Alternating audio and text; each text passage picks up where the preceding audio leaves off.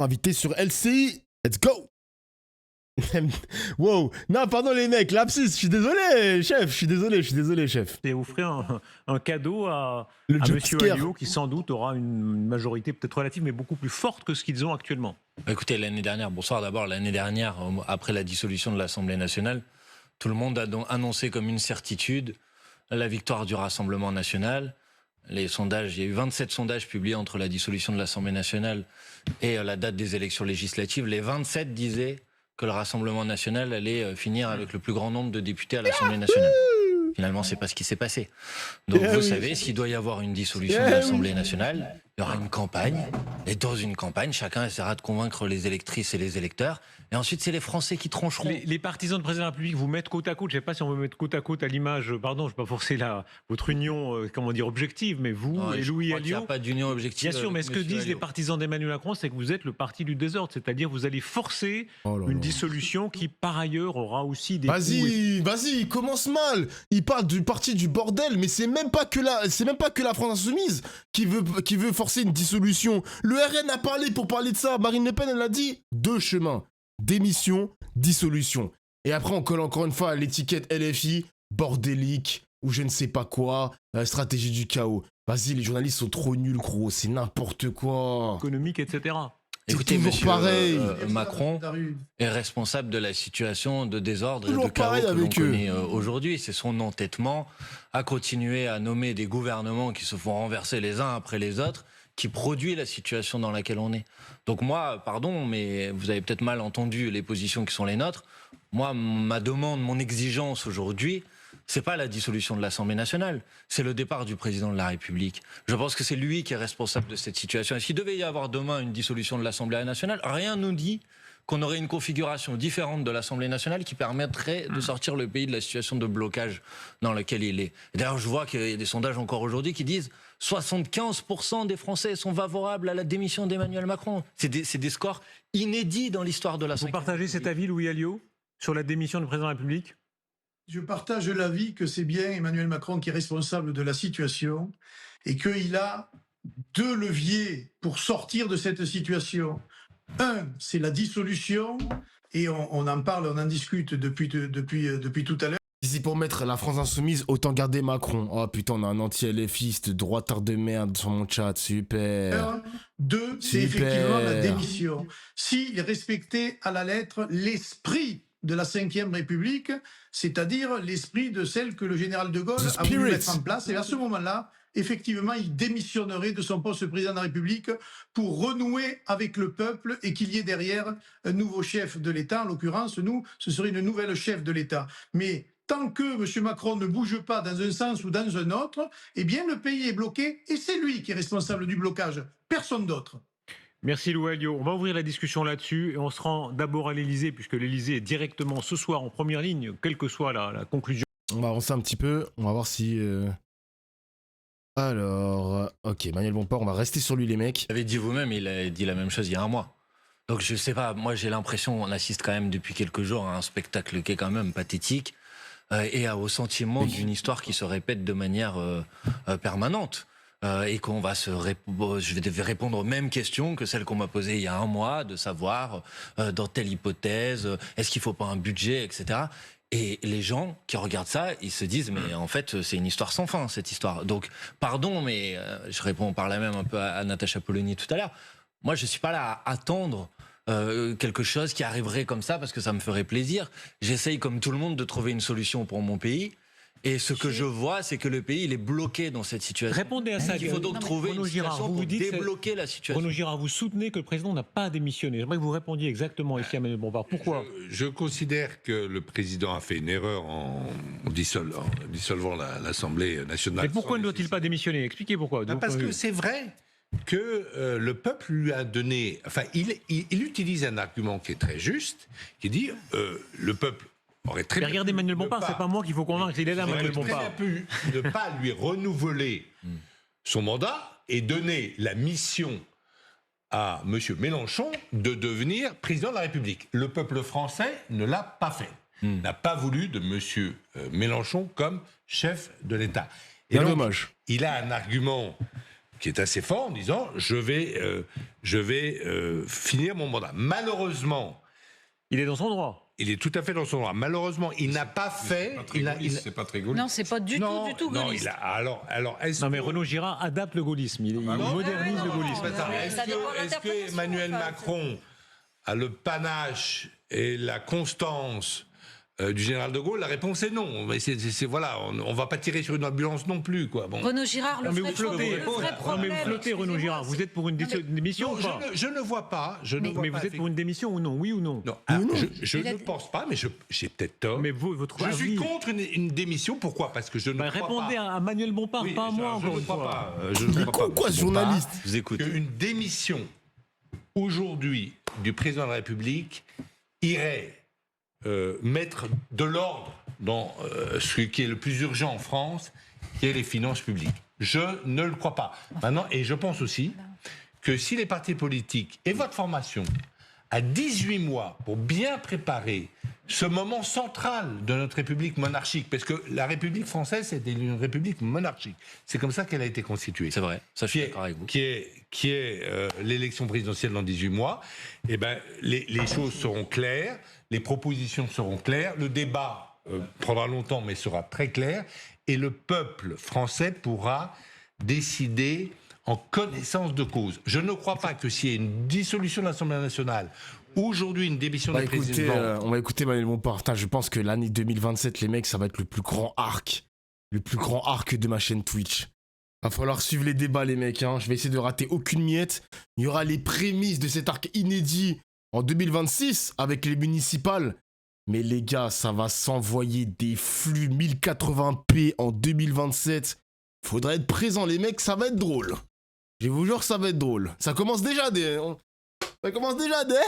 Envisage bien l'hypothèse d'une dissolution de l'Assemblée ouais. nationale. La Constitution. Donc on considère bien, et oui, vous avez raison, et dans la Constitution, il y a aussi la possibilité de déposer ce que 104 parlementaires ont fait, ce qu'on appelle une motion de destitution du franchement, président de la République. Attendez, je vais terminer et Non, mais répondre c'est- après, mais je faut que les répondrai avec téléspectateurs votre sachent- objection avec plaisir. Non, les téléspectateurs doivent savoir que c'est totalement impossible. Ah bon, et pourquoi, monsieur mais vous le savez parfaitement. Non, je vais vous dire pourquoi je suis pas d'accord avec vous. Vous savez quand il y a eu faut le... 2 tiers des députés. Vous pour avez raison. commencer. Et vous savez, Ah oui. vous savez combien de députés ont refusé la confiance à M. Bayrou quand mais il y a eu je un sais- vote je sais 2 bien. tiers des députés. Mais ça Alors, n'a rien à voir. il suffit, ça n'a rien à voir, il suffit que les personnes qui ont refusé, que les députés qui ont refusé la confiance à M. Bayrou se rangent désormais à l'idée que le départ du président de la République est la solution Et après, il y pour a que le cette monsieur motion de Gaspard. destitution on destitue le puisse voir président de la jour. République pour Attendez, haute trahison. vous voulez bien que j'aille au bout d'une démonstration. Oui, Après, mais vous n'êtes pas de mon point de vue, vous en avez le Laissez droit. répondre Vous en avez le Manuel droit. Bompard. Quant à la question de la campagne qui serait trop courte pour qu'on puisse avoir les débats nécessaires, bon, j'ai quand même 2 choses à dire là-dessus. Tout le monde sait que la campagne présidentielle de 2022 a été totalement escamotée, que c'est le bien président de la problème, il paye République encore. et pourtant le président de la République a bien été élu et il y a bien eu une Mais c'est élection catastrophique. présidentielle. Et pour le reste, les débats sont trop. Ce que vous posez la question de la dette, on n'a sans doute pas le même point de vue sur ce sujet, mais on pourrait en parler. Mais ces débats-là, ça fait depuis 1 an qu'on en parle. Vous croyez que les gens ils suivent pas, ils écoutent pas les différentes propositions qui sont sur la table pour Il est y trop faire face? fort. Vous croyez qu'il n'y a que Monsieur le débat de Bompard, la en dette 2022. Non, je ne j'ai pas dit partage qu'il y avait pas que le débat de la dette. Je vous ai pris cet exemple puisque c'est ce que monsieur disait. Je pense qu'il y a énormément de Mais sujets. je suis d'accord qu'il y a à bien trancher, d'autres pas seulement débats les que finances celui-là. publiques. Mais je n'ai pas Et dit que ça, moi. J'ai les répondu Français à la ont proposition de besoin monsieur. d'un débat de fond, Oui. d'un débat qui dure plus que 35 Mais on jours, débat du fond. escamoté accessoirement avec la course à l'échalote des signatures qui serait à peu Allez, près la seule laissez-le discussion. répondre et on avance. Ce serait Madame, tragique. c'est votre Paye point de l'élection vue. 2022. C'est votre point de vue et je le respecte. Mais en attendant, si vous considérez que cette proposition n'est pas la bonne, alors on est condamné pendant 2 ans à vivre au rythme des gouvernements qui tombent tous les 3 mois, de l'absence de budget, de l'incertitude, du manque de prévisibilité, y compris en matière, matière économique, que le président de la République parte. Il y a une élection présidentielle. Les Français Débat de fond égale pas sur vos plateaux de bourgeois parisiens. Je suis bien d'accord. et les Français puissent trancher. Et moi, ce qui me fume, c'est que la meuf, elle estime que 35 jours après une démission ou une dissolution, je sais pas quoi, c'est pas assez. Mais frérot, c'est la Constitution qui fonctionne comme ça, c'est quoi le problème? Dans ce cas-là, dans la Constitution, fallait pas mettre 35 jours, fallait mettre beaucoup plus. Qu'est-ce qu'on y peut, nous, Français? C'est écrit comme ça, c'est les règles du jeu. La meuf, elle est folle ou quoi? Et entre les différentes options qui sont sur la table. Ils sont irresponsables, ces journalistes. Un moment de respiration démocratique et les choses soient claires. Manuel Bompard. Écoutez, Au chaos. mais c'est pas du chaos, monsieur. Le chaos, il est là aujourd'hui sur la table. Enfin, pardon, maintenant on est en train de me dire oui, on n'a plus le temps, il faut un budget. Mais qu'est-ce qui s'est passé depuis un mois?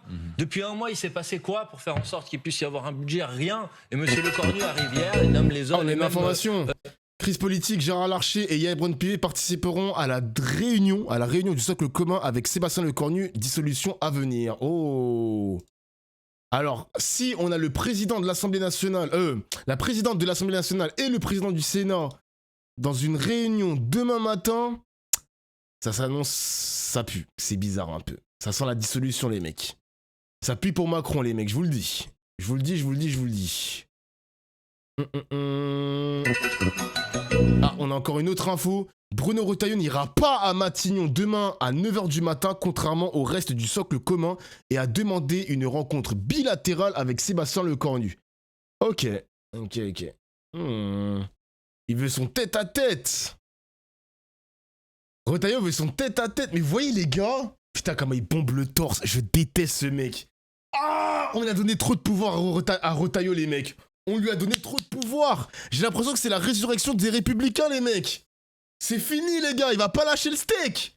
Retailleau, il va bomber le torse. Il ne va pas lâcher la gamelle. Il se la pète trop. Mais oui. Il se prend pour qui? Mais oui. Ah là là. Ministre, le même gouvernement, et on a l'impression que c'est retour au point de départ. Il va pas lâcher. Il y a un mois. Donc, pardon, mais les solutions qui sont posées sur la table aujourd'hui ne sont pas des solutions qui vont nous permettre de débloquer le Avançons. problème dans lequel Merci est le pays. beaucoup. Merci beaucoup, Manuel Bompard. Tout bouge ce soir, puisque. Alors attends, merci en mode au revoir. Putain, y a qui d'intéressant là? Je regarde, je vais avancer un petit peu les mecs. C'était qui elle? C'est une meuf connue ou pas? Ah, c'est Valérie Machin, vas-y flemme.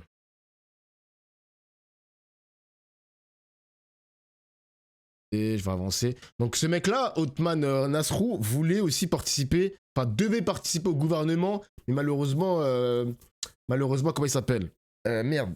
Malheureusement, Lecornu lui a dit non. Non, merci. Attendez, je vais avancer un peu. Salut Lévis, ça va ou quoi? Mais lui, il est partout, frère! Il était sur BFM TV, il est sur LCI, mais laisse-nous tranquille! Eh, c'est pas possible! Putain, c'est un harceleur, ce mec! C'est un harceleur! Mon gars, faut partir! Alors, je vais avancer un peu. Attends, c'est quoi ce délire? Les affaires courantes. Ah, mais c'est vrai qu'ils sont démissionnaires. Il n'y a pas eu de passation de pouvoir encore, etc. Genre les cérémonies comme d'hab. Mais ils sont démissionnaires déjà, mais ils vont quand même faire les affaires courantes. Mettre en application une loi déjà votée. Assurer le fonctionnement minimal de l'État. Faire face aux urgences. Aïe, aïe, aïe, aïe, aïe, aïe. Encore là, lui, c'est pas possible. Et on va écouter Thomas Ménager du RN. Si le président il veut nommer Jordan Bardella, qu'il le nomme ce soir à ce moment-là. Parce que c'est le Jure, vrai débat. Russell. Et moi, j'ai pas de souci. président, monsieur Vignal, ça serait les Non, Français. mais les gars, comment il s'appelle? Manuel Bompard, on l'a déjà écouté ce soir. 22h40 pour BFM TV, ça va être un peu tard, les gars, parce qu'on doit aller regarder 2 épisodes de Mister Robot, des très bons épisodes en plus. 10 subs, Stex, merci mon gars. Merci pour les 10 subs, merci. Il a offert un sub aussi à Charlie Kirk, big fan. Ah là là là là, le pseudo, wesh. Charlie Kirk, big fan, mais ça va pas la tête. Ça va pas la tête. C'est que, en fait, vous refusez la dissolution pour une seule chose. C'est que vous avez peur du peuple. Vous avez peur que les Français aillent voter et vous mettre dehors. Monsieur vous mettre Ménager, tous dehors. Monsieur Parce que Ménager, vous avez raison, monsieur si Vignal. vous aviez- Vous êtes tous retrouvés si l'année vous aviez dernière. la Et c'est pour chance- cette raison qu'on est dans la Écoutez, situation que nous moi je connaissons dis aujourd'hui. les choses. Si vous aviez la chance d'avoir une majorité demain, pourquoi pas? Mais qu'est-ce vous que n'aurez vous en pas une savez? majorité. Mais vous êtes Parce que Madame ce n'est- Soleil, vous avez une n'êtes boule de pas encore cristal. prêt. Par contre, moi je dis aux Ah bah, Républicains. c'est vrai que vous étiez prêts, les macronistes. On a vu 3300 milliards. On voit dans quelle situation on est. Parce C'est vrai que que je vous pense étiez que la prêts. France aujourd'hui ne mettra pas 300 parlementaires du RN. Je veux dire pourquoi? Parce que même le Front populaire va se reformer. Et je vous en fais le pari, Maxime. Parce que oui, Vous tenez le moi pari, j'ai des circos Hervé très à droite RN. S'il y a le feu... Quand on regarde notre sondage ce soir, sondage et Lab, il Ouais. n'y a plus de majorité pour le Front républicain. Mais non. Il n'y a plus de majorité, d'accord, mais est-ce que ça va donner la majorité absolue au RN? Et encore une fois, vos sondages de merde. Manuel Bompard, il a expliqué tout à l'heure, sur 27 sondages, les 27 se sont trompés. Arrêtez avec les sondages, pitié, genre. Vous avez toujours pas compris? Oh, ils sont chiants. Je vais vous dire une chose. Ils ont pas compris. À moi. El famoso sondage. Contre quelqu'un, c'est que 25% qui est prêt à faire le Front républicain. Oh, Chez chef. eux, les socialistes et même LFI, il y a plus de personnes qui feront le Front républicain. On l'a vu dans vos derniers sondages. Ce que je veux vous dire, Maxime, c'est qu'il y en a marre du manque d'humilité que nous avons à la Macronie. Je l'ai toujours dit. Et moi, je ne juge pas Bruno Retailleau. Ce n'est pas mon problème. Moi, je dis à tous ces gens, entendons-nous uniquement pour un budget qui sera imparfait, qui ne plaira à personne. Mais toutes les entreprises, Je vais essayer d'aller plus loin. c'est le minimum. Je vais essayer d'aller plus loin. C'est le minimum. Si Pierre Jouvet et les socialistes étaient appelés dans 48 heures par Emmanuel Macron à Matignon, pourquoi pas? Pierre Jouvet arrive et dit, écoutez, abrogation de la réforme des retraites. Attendez, Thomas Ménager, qu'est-ce que vous faites à l'Assemblée? Vous votez pour ou contre? Non mais attendez, soyons très clairs. C'est très clair.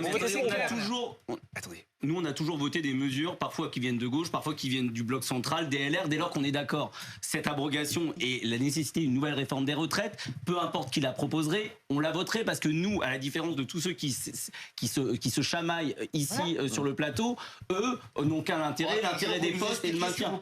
Mais ça, on comprend rien. Non, ça c'est toujours le même. Ça fait 3 fois que je fais le plateau, à chaque fois vous me dites la même chose. Le programme est très clair. Le programme est très clair. Mais on est contre la réforme des retraites de Madame Borne, on s'y est toujours opposé, on est pour l'abrogation et pour une nouvelle réforme. Mais aujourd'hui, comment? Monsieur Jacobelli dit pas ça. Aussi, Monsieur Jacobelli, il porte le programme de Jordan Bardella et Marine Le Pen, qui est l'abrogation de la réforme des retraites. Mais ce que je veux juste dire, c'est que dans tous les cas, nous, on s'opposera à un Premier ministre de gauche. C'est un peu une épine dans le pied, la réforme des retraites version RN, les mecs. Hein. Personne ne se met d'accord pour vraiment avoir un seul discours uni sur qu'est-ce qu'ils veulent pour les retraités français, tout simplement, quoi. Il l'a pas ménagé, en tout cas. Attends, t'es malin, toi. T'es bon. Revenons à des trucs très simplistes. N'importe quel Français, n'importe quel gamin en CP comprend qu'aujourd'hui, il y a 3 blocs, et vous l'avez dit vous-même, vous aurez beau vous réunir, passer des heures et des heures dans la même pièce, vous n'arriverez pas, parce que le seul objectif que vous avez à peu près en commun, c'est à chaque fois de nous faire front, et de bloquer le Rassemblement National. C'est de vous battre. Sur le reste... Ça, vous avez raison. Sur le reste, vous battre. Et si demain, il y a une dissolution, nous vous battrons. Et très bien, mais nous, on n'est pas là pour vous combattre. Vous, on est là pour combattre les problèmes des Français, régler les problèmes en matière de pouvoir d'achat, en matière de santé, en matière d'immigration, en matière de sécurité. Et là, depuis 1 heure, j'écoute, on ne parle plus un seul instant des Français, on parle plus de santé, alors que vous, comme moi, on est dans des territoires ruraux, les gens n'arrivent pas à avoir un message généraliste, on parle des gens qui n'arrivent pas à remplir leur frigo, ça, tout le monde s'en fout. Et la seule solution, mais non, c'est pas la démago, la seule solution, monsieur Didier, une situation qui est politiquement très délicate, la seule solution, et on essaie de faire preuve d'humilité, et retour aux urnes. Non, mais pourquoi vous avez peur d'aller? Moi, j'ai pas peur des urnes. J'ai pas peur des urnes, mais s'il y a une dissolution, c'est pas gagné pour faire voter un budget. s'il y a une dissolution, nous dirons. Vous avez peur des urnes? Mais pourquoi n'y allez pas? Allons-y. Retournez aux urnes, c'est ce que vous dites, Thomas Ménager. C'est la Constitution, hein. Quand on est dans une situation de blocage, on retourne aux urnes. Mais non, mais je n'ai pas peur des urnes. Et d'ailleurs, s'il y a une dissolution, je serai moi-même candidat aux élections législatives, je vous le dis. Donc je n'ai absolument pas peur des urnes. La seule chose, c'est que ce n'est pas moi qui décide s'il y a une dissolution. Donc moi, je respecte les institutions, c'est au président et au lui seul de décider s'il y a ou non dissolution. Mais on n'a pas peur des urnes aux Républicains. Enfin, vous avez posé une question précise. À côté de moi...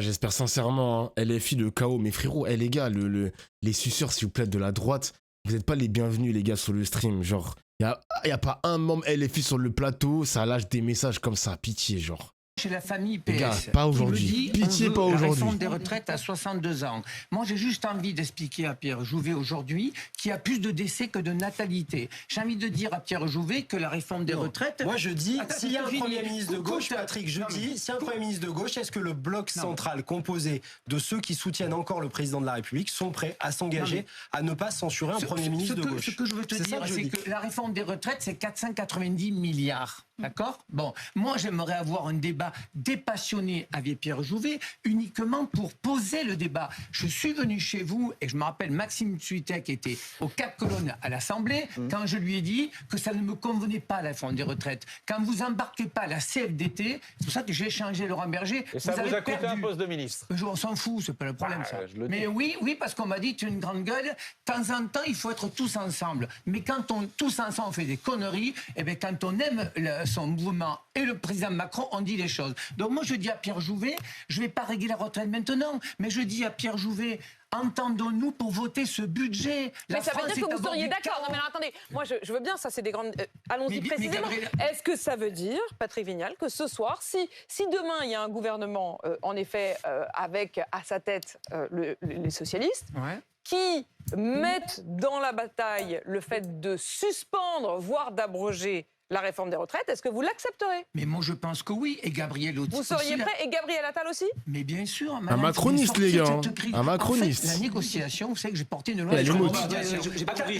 Gabriel Attal qui a été dans un gouvernement, dans une majorité qui a mis en place la réforme des retraites, va revenir dessus. C'est celui qui a fait le tour des plateaux télé avec Elisabeth Borne en nous disant qu'on était des fous furieux pour l'avenir de la France, Thomas Ménager, la réforme des retraites. Vous allez me dire qu'il va revenir. La différence qu'il y a entre vous et moi, moi je pense qu'on a fait beaucoup d'erreurs. Une fois que j'ai dit ça, moi je veux construire. Parce qu'aujourd'hui, il y a 10 millions de personnes qui ont moins de 1 000 euros. Parce qu'aujourd'hui, ma coiffeuse hier, elle gagne 1 400 euros net. Elle je ne veux même pas répondre à la question, je suis mort. Ça me gêne, d'accord? Donc mon problème, c'est pas ce que j'ai fait hier, c'est qu'on va faire demain. Donc aujourd'hui, il faut trouver du consensus. Et quand on fait de la médiation ou qu'on négocie, on doit lâcher quelque chose. Vignal, c'est à cause de ces erreurs que les Français ne veulent plus de vous. En fait, la meilleure des choses, ça serait de prendre acte que les Français veulent. Après, désolé, le poteau, il retourne sa veste, etc. Il est contre la réforme des retraites version Elisabeth Borne. C'est un macroniste, les gars, de base. Hein. Ancien député, le mec qui s'est fait battre aux élections législatives. On lui fait plus confiance. Donc maintenant, il va essayer de gratter la gamelle, il va essayer de manger à gauche, à droite. Et espérer survivre politiquement, on va dire ça comme ça. Hein. La rupture, veulent tourner la page du macronisme, veulent une nouvelle majorité, et je pense... Il s'est converti au gauchisme, exactement. Exactement. Je vous entends. Et donc, à un moment, vous reconnaissez vos erreurs, dans n'importe quelle boîte dans le privé, avec toutes les erreurs que vous avez commises, vous seriez déjà mis à la porte, et vous seriez obligé d'aller pointer... C'est un malade, mec, le couloir étanche, et vous avez raison, ce que vous voulez, c'est passer de 123 à 200. Et si peu qu'il y ait quelques républicains qui viendraient avec vous, vous le ferez. Nous, on veut construire avec les Républicains. On veut construire parce qu'on le doit aux Français. Parce que 60% des gens, ce soir, préfèrent... Est-ce que du côté des Républicains, votre cœur balance, Geoffroy Didier? C'est-à-dire que, est-ce qu'effectivement, entre un Patrick Vignal qui dit nous, on veut construire avec vous, et de l'autre côté, probablement des RN qui se disent, bon ben... Et c'est d'ailleurs ce que Louis Alliot a commencé à dire ce soir. Il a évoqué que s'il n'avait pas de majorité absolue, je parle sous votre contrôle, Thomas Ménager, ils se disent, nous irions tout de même, nous accepterions tout de même de prendre nos responsabilités et d'aller à Matignon, même si nous n'avions que 150, c'est-à-dire juste en dessous d'une véritable majorité, parce qu'ils font le pari que certains d'entre vous, certains de chez les Républicains, viendraient appuyer pour constituer ensemble une majorité. Est-ce que vous nous dites ce soir, oui, nous pourrions travailler avec les non, je ne vous dis pas ça. Donc vous êtes prêt à gouverner avec les socialistes et pas avec nous? Laissez-moi répondre. Non mais que ça soit clair. Juste, donc avec nous non, mais avec les socialistes. Justement, j'allais vous répondre. Laissez-moi répondre. Patrick Vignal veut nous marier tous et veut marier les socialistes et les républicains. Il aura un peu de mal. Le temps d'un budget. Il aura un peu de mal pour une raison simple, ça s'appelle un mot, conviction. Je n'ai pas les mêmes convictions que le Parti socialiste. Eux veulent augmenter les impôts, nous on veut les baisser. Eux veulent la réforme des retraites, veulent abroger la réforme des retraites. Mais vous vous êtes retrouvés quand même dans le même gouvernement. Ils veulent plus d'immigration, on veut moins d'immigration. Non, on s'est jamais retrouvé dans le même gouvernement que le Parti socialiste. Il y avait M. Rebsamen et il y avait Manuel Valls. De bonne volonté. Oui, bon. Ça a cité Manuel Valls PS, Manuel Valls PS. Ouais, bon, ouais. Encore une fois, évitez les gens plaient pas ouf. Mais ne nous demandez pas de renier nos convictions. Le RN jamais? Hors de question. Le RN c'est non? Mais non. Les Républicains, pas le RN, les Républicains. Les idées de la droite républicaine. Je vous assure qu'avec ça, ce sera pas... Mais Geoffroy Didier, ni le RN, ni le PS, ni le Bloc central... Bon, enfin bref, les gars.